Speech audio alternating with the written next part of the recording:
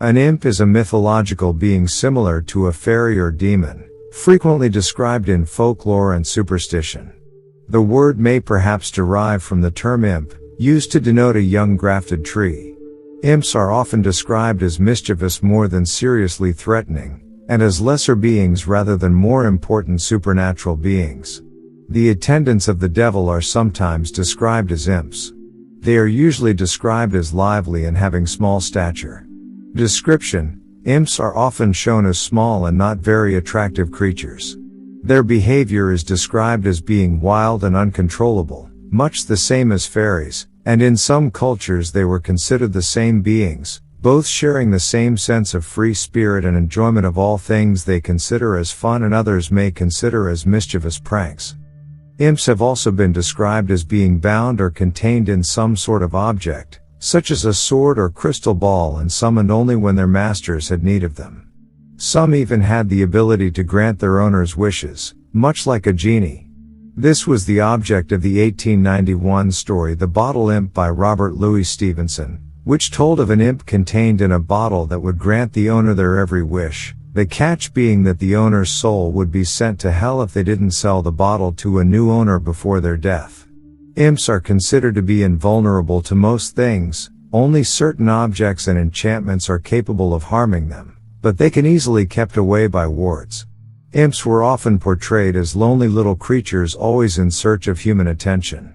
They often used jokes and pranks as a means of attracting human friendship, which often backfired when people became tired or annoyed of the imp's endeavors, usually driving it away.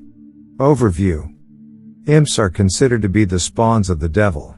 They serve their master, mostly the devil, but they sometimes serve as familiars of a witch or warlock, by spreading confusing lies, which they do quite well.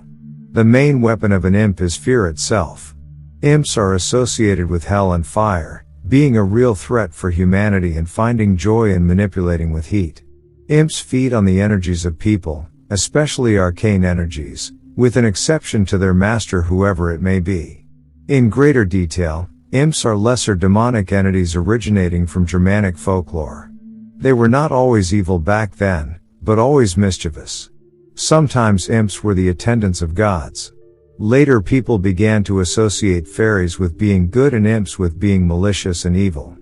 However, both creatures were fond of pranks and misleading people, but most of the time, the pranks were harmless fun, although some could be upsetting and harmful, such as switching babies or leading travelers astray in places with which they were not familiar.